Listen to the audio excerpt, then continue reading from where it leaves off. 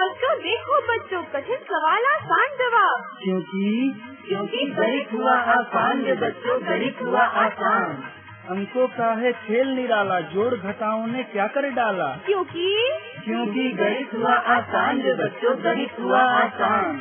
शून्य का है खेल अजब, अंकों के संग करे गजब। कभी अंकों को शून्य बनाता या अंकों का मान बढ़ाता। क्योंकि गणित हुआ आसान रे बच्चों, गणित हुआ आसान। अलवर की आवाज 90.8 मेगाहर्ट्ज पर मैं हूं आपका मेजबान दोस्त डॉक्टर नरेंद्र सीमतवाल। गणित हुआ आसान के आज के इस अंक में हमारे साथ हैं आईईटी इंजीनियरिंग कॉलेज कैंपस से असिस्टेंट प्रोफेसर राजीव, और साथ दे रहे हैं उनका हमारे कम्युनिटी के बच्चे, और वो हमें बताएंगे कि गणित को और आसान किस तरह किया जा सकता है। आज हम जानेंगे समाकलन क्या है।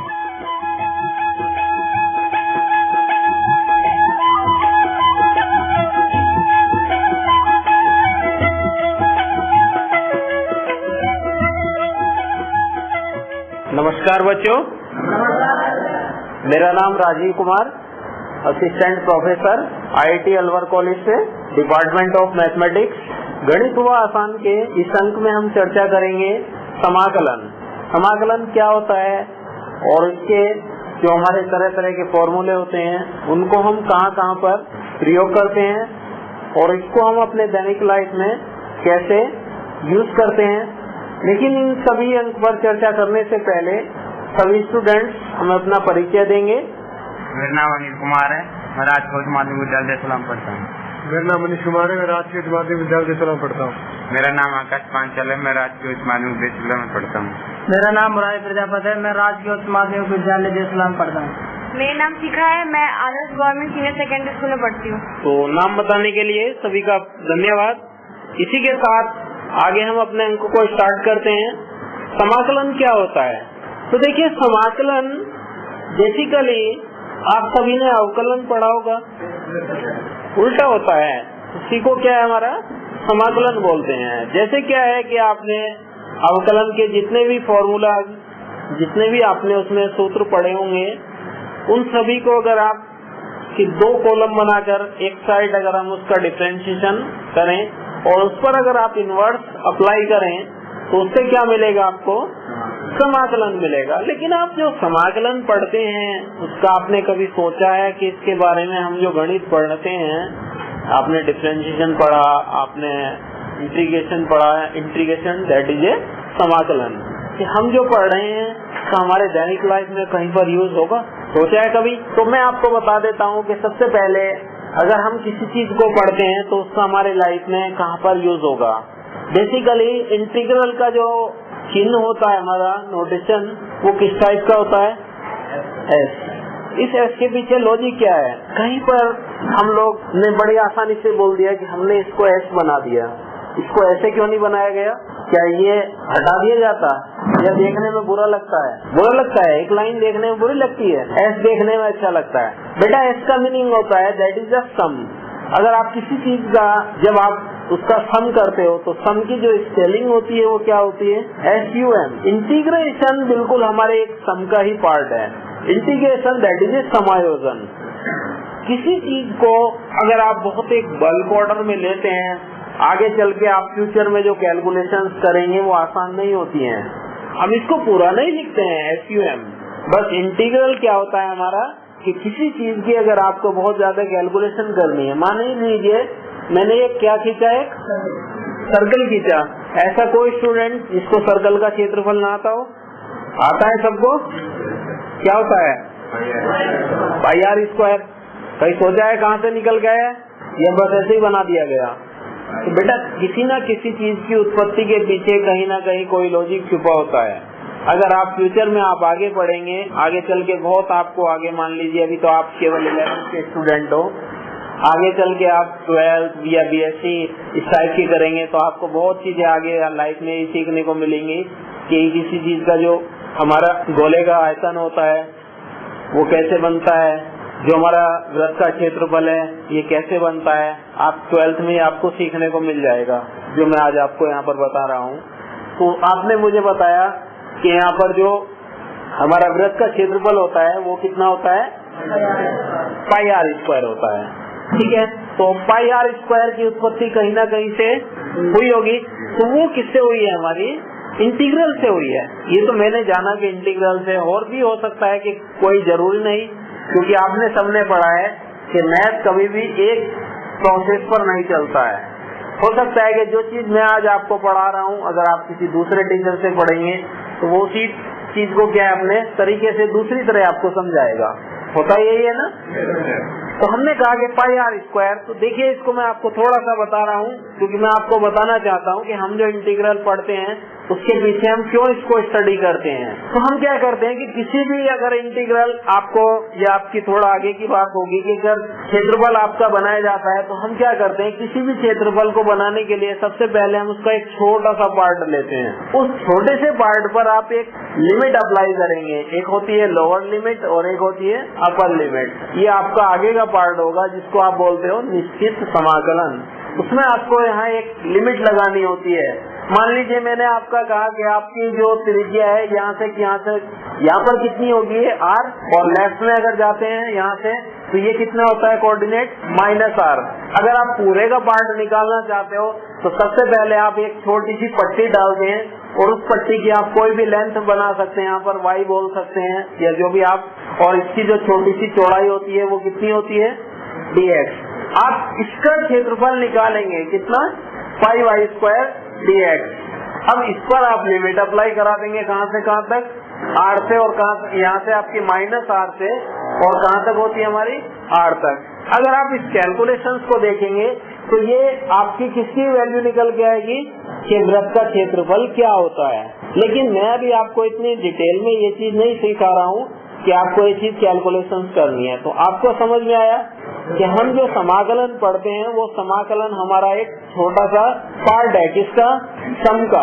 अगर आप सम के लिए s बना देते हैं और उसके लिए हम लिमिट अप्लाई कर देते हैं, तो ये इतनी बड़ी बड़ी वैल्यू की कैलकुलेशन निकाल सकता है कि किसी चीज को अगर हम पूरे दिन सुबह से लेकर और शाम तक बैठेंगे और उसकी आप जोड़ घटा करते रहेंगे, वो वैल्यू आप नहीं निकाल पाएंगे। लेकिन एक समाकलन जो हमारी उत्पत्ति की गई है वो आपके कितने भी आपके किसी तरह के आयतन हो, जितने भी आपने आज तक अपनी पिछली क्लासेस में पढ़े होंगे, किसी भी टाइप का क्षेत्रफल हो, किसी भी आकृति का हो। मान लीजिए दो आकृति आपस में एक दूसरे को क्रॉस करके जाती हैं, और मैंने आपसे कहा कि ये दो सर्कल एक दूसरे को आपस में या एक पैराबोला क्रॉस करते हैं, इस पार्ट का क्षेत्रफल निकालिए। तो क्या कोई सूत्र है हमारे पास कि हम इसका क्षेत्रफल निकाल दें? अभी तो मैंने आपसे केवल ये कहा कि हमें यहाँ पर वृत्त का क्षेत्रफल निकालना है। तो आपको पता था कि वृत्त का फॉर्मूला क्या होता है, पाई आर स्क्वायर। आपके बोला कि इसकी त्रिज्या 4 है, आपने उसकी त्रिज्या r की वैल्यू कितनी रख दी, 4। क्षेत्रफल निकल के आ गया। लेकिन कुछ आकृति आपकी इस टाइप की बन जाए कि जिनकी आप मान लीजिए फॉर्मूला ना आता हो, आपको मान लीजिए त्रिभुज का क्षेत्रफल निकालना है, तो त्रिभुज का क्षेत्रफल जब ही तो निकालोगे जब आपने उसका फॉर्मूला पढ़ा। अब जिस चीज का फॉर्मूला आज तक ना बना हो और आपसे बोला जाए कि इस आकृति का आप त्रिभुज को हटा दीजिए कि इस आकृति का क्षेत्रफल निकालिए, तो क्या इस आकृति का कोई फॉर्मूला है तुम्हारे पास? क्या टेक्निक काम करेगी? समाकलन। समाकलन ही हमारा एक ऐसा पार्ट होता है कि जिस चीज की अगर आकृति भी नहीं है तो आपको बस उस चीज की दो चीजें चाहिएंगी, एक लोअर लिमिट और एक अपर लिमिट। तो ये आगे की क्लास में आप पढ़ेंगे।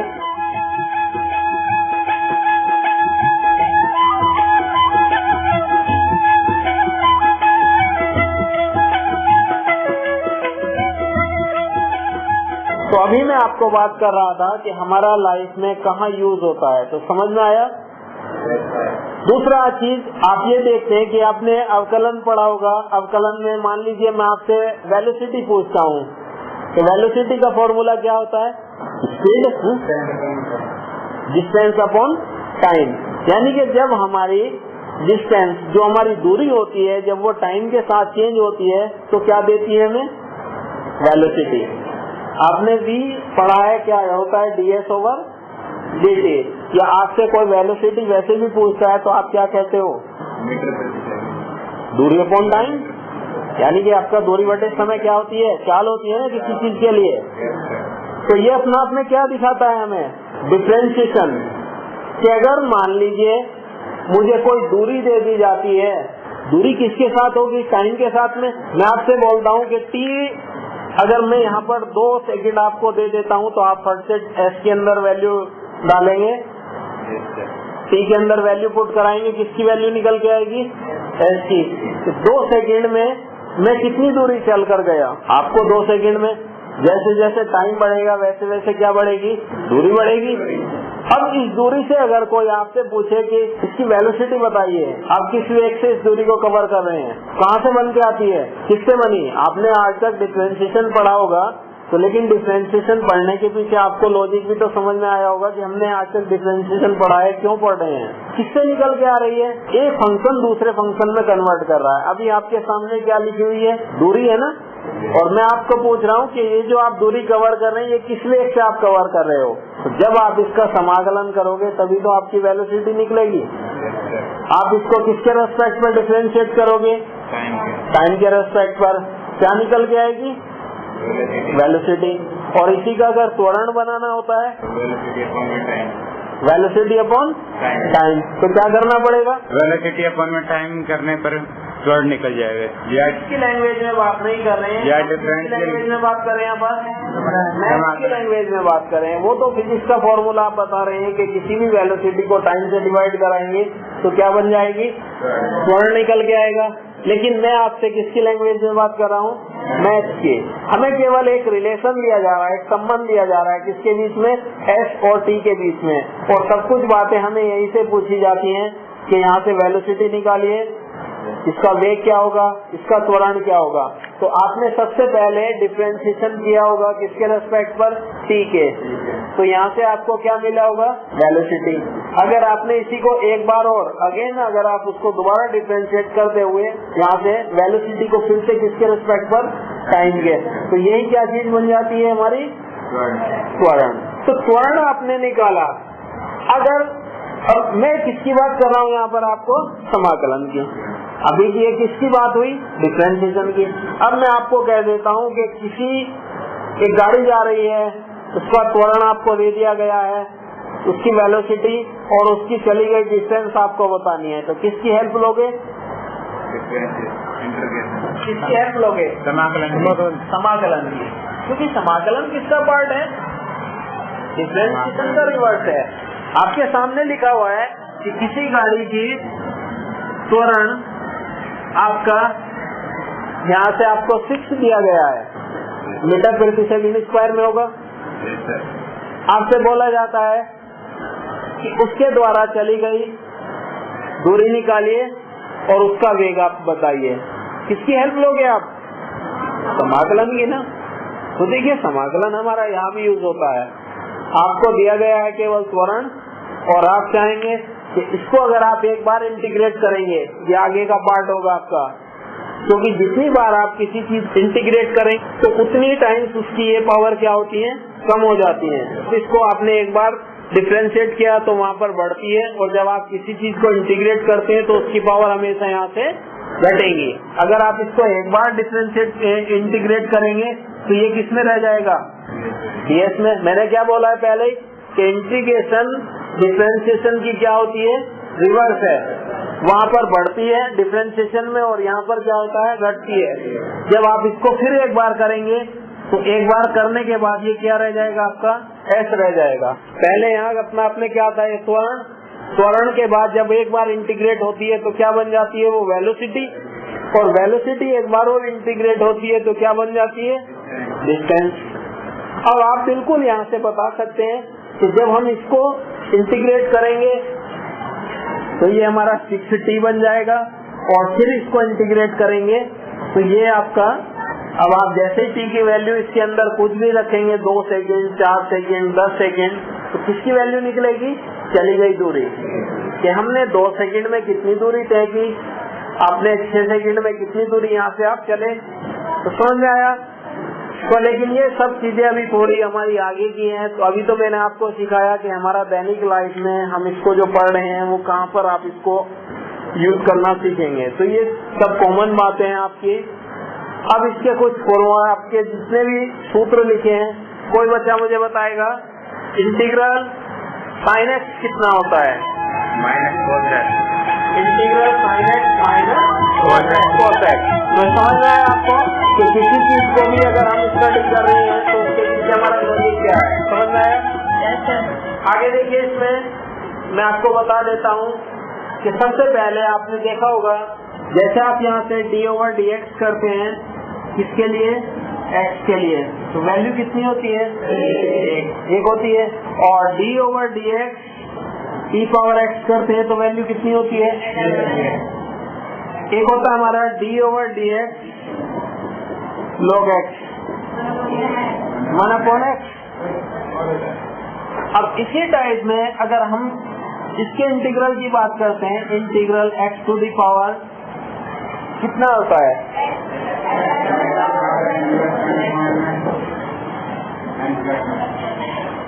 क्या कोई शर्त होती है इसकी, n के लिए क्या है, n सभी वैल्यू के लिए वैलिड है, n क्या नहीं होना चाहिए, -1 नहीं होना चाहिए। तो इसके साथ में हमारी एक कंडीशन होती है n नॉट इक्वल टू -1, समझ आया। अब मैं बात कर रहा था यहाँ पे कि अगर मैं d/dx को यहाँ से हटा देता हूँ और यहाँ पर अगर मैं इंटीग्रेशन लगा देता हूँ तो क्या वैल्यू हमें मिलेगी, रिवर्स है। अगर आप इसको हटा देते हो यहाँ से और यहाँ पर आप इंटीग्रल लगा देते हो, साथ में dx लगा देते हो, तो उसकी वैल्यू क्या बन जाती है, log x। आपने याद किसका रखा था, log x का, लेकिन आपने सीखा किसका यहाँ से।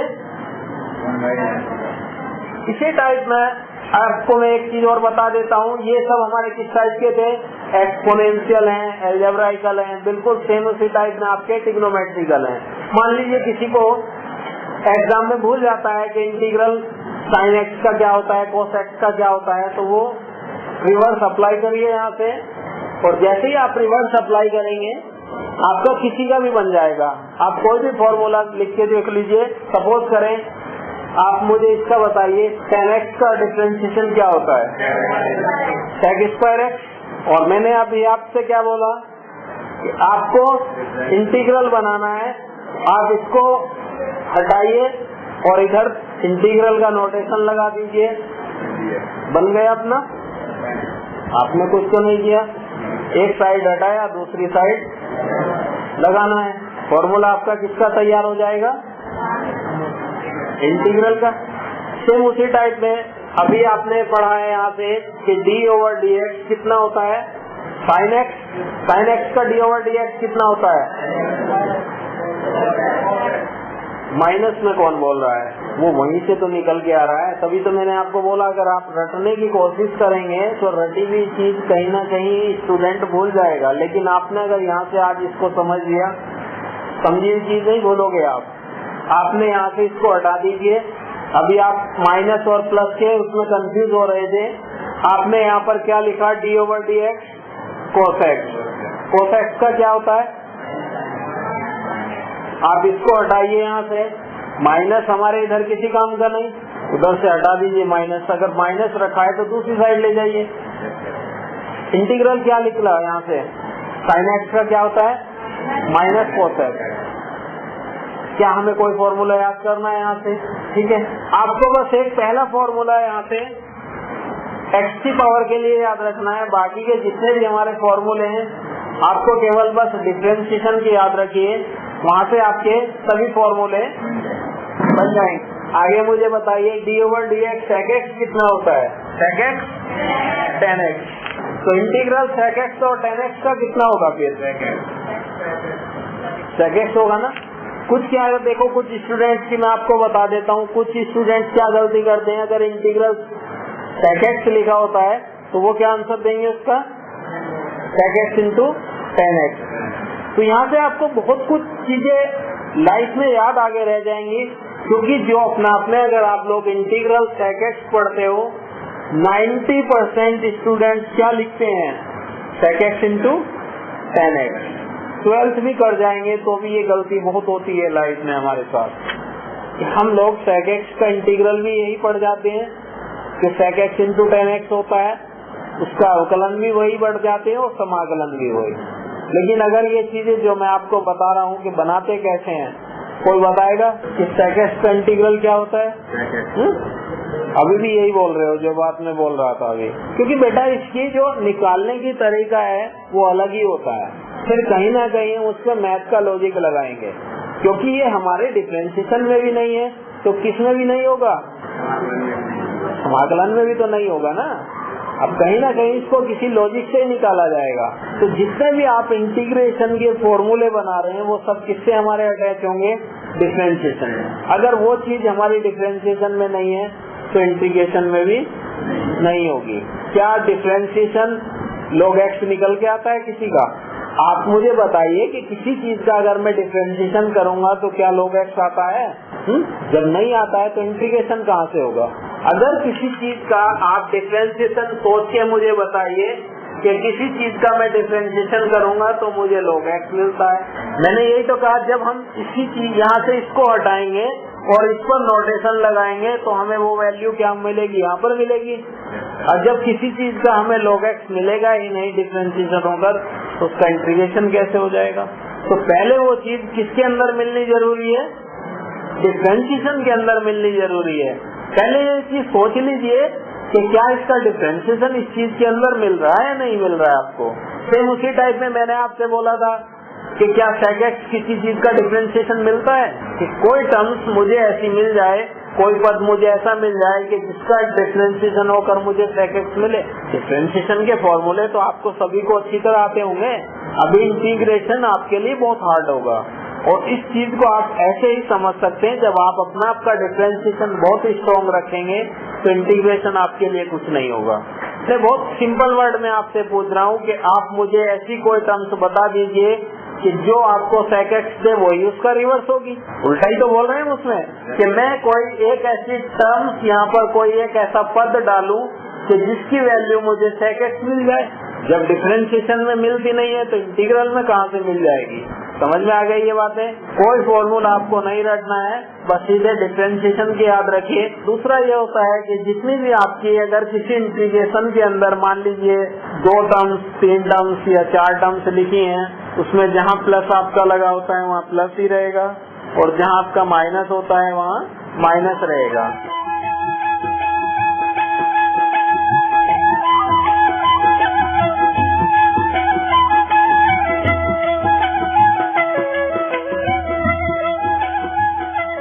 एक चीज और होती है कि आपने इसमें पढ़ा होगा, हमने ये लिखा है, क्या वैल्यू लिखी है? x e की power n dx। x into e to the power x dx। अगर आपको इसका समाकलन करना है तो कैसे करेंगे? चलिए पहले मैं इसको प्लस लगा देता हूँ यहाँ से। अब क्या वैल्यू है ये हमारे पास? x प्लस e की power n। x plus e की पावर n dx। अब इसका अगर आपको इंटीग्रल करना है तो इसका इंटीग्रल करने के लिए क्या करेंगे? अलग अलग होगा। पहले किसका होगा? x का। x का क्या हो जाएगा? x square upon 2। x square upon 2। दोनों के बीच में अभी मैंने आपको बताया कि जहाँ प्लस है वहाँ प्लस रहेगा। प्लस इंटीग्रेशन इस इंटू हो जाएगा e to the power x। e to the power x का कितना होता है? e to the power x का e to the power x ही होगा। ठीक है, तो आंसर क्या हो जाएगा? x square upon 2 plus e power x। Clear है बात? अगर इसी प्लस को किसमें बदल दिया जाता है? मल्टीप्लाई में। अब क्या टेक्निक हम यहाँ पर अप्लाई करेंगे? क्या डिफरेंस नजर आ रहा है यहाँ पर? x के कितने चर हैं यहाँ पर? 2 हैं। 2 पद हमारे पास हैं। कौन कौन से हैं? एक x है हमारे पास और दूसरा है e पावर x, जिनकी पावर आप जोड़ नहीं सकते। तो इसके लिए आप एक फॉर्मूला नोट कर लीजिए। ये फॉर्मूला होता है हमारा, क्या लिखा है? First function. कैसे पढ़ोगे आप? First function integral of the second function minus differentiation of the first function. और फिर क्या लिखा है कि जो हाँ आपने इंटीग्रल पहले किया है दोबारा भी इंटीग्रल करना होता है। किसका? सेकंड फंक्शन का। क्या वहाँ भी इंटीग्रल किसका है? सेकंड फंक्शन का है। तो ये आपको हमेशा याद रखनी है कि ये जो टर्म्स लिखनी है ये एक ब्रैकेट के अंदर ही लिखनी है। क्यों? क्योंकि यहाँ पर एक इंटीग्रल आपको हमेशा फिक्स मिलेगा और जब आप कहीं भी इंटीग्रल लगाते हो तो उसके लिए आपको dx लेना बहुत जरूरी होता है, क्योंकि इंटीग्रल अधूरा है। किसके बिना? dx के बिना। अगर मैं यहाँ पर इंटीग्रल दिखा रहा हूँ तो ये dx आपको हर हाल में लेना होगा, और ये dx किसके लिए है? ये इस इंटीग्रल के लिए है। तो यहाँ पर दो इंटीग्रल आने बहुत जरूरी है आपके लिए। अब आपको एक चीज और ध्यान रखनी है कि जब आप x का इंटीग्रल करते हो तो इंटीग्रल करने पर x की पावर घटती है या बढ़ती है? बढ़ती है।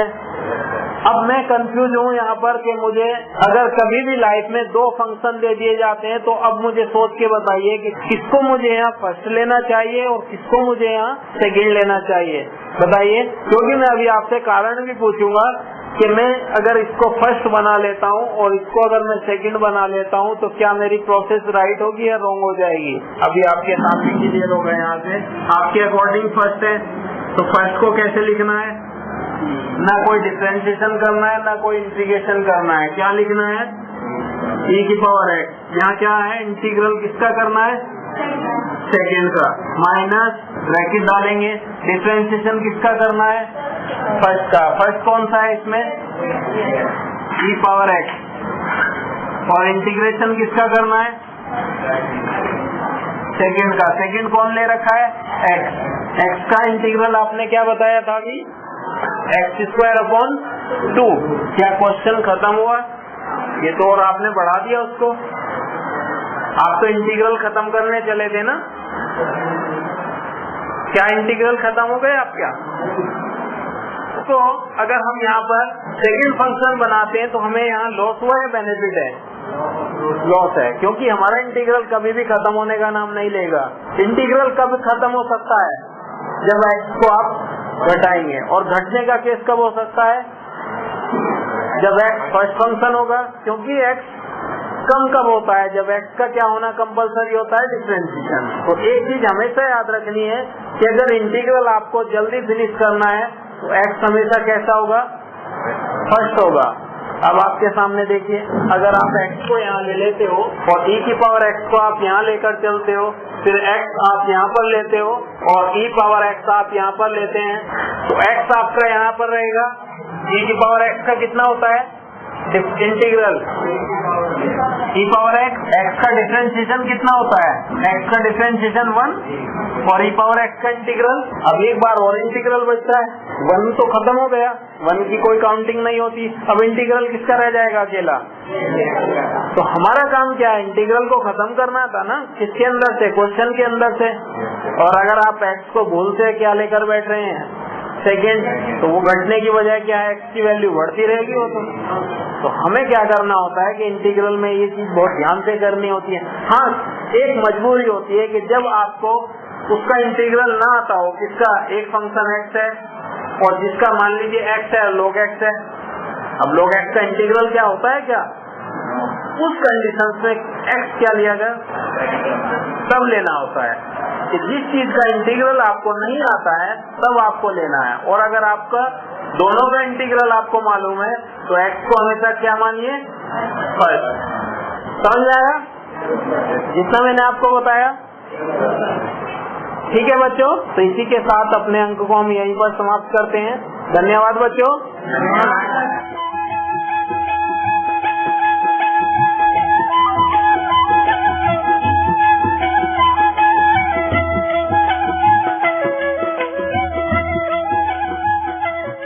हमने जाना समाकलन क्या है और रोजमर्रा की जिंदगी में इसका प्रयोग कहाँ कहाँ कैसे हो सकता है। और इस विषय के बारे में हमें बता रहे थे IET इंजीनियरिंग कॉलेज कैंपस से असिस्टेंट प्रोफेसर राजीव, और उनके साथ में थे कम्युनिटी के हमारे कुछ बच्चे। उम्मीद है साथियों आज के इस प्रोग्राम को आपने पसंद किया होगा और जरूर कुछ न कुछ टिप्स लिए होंगे।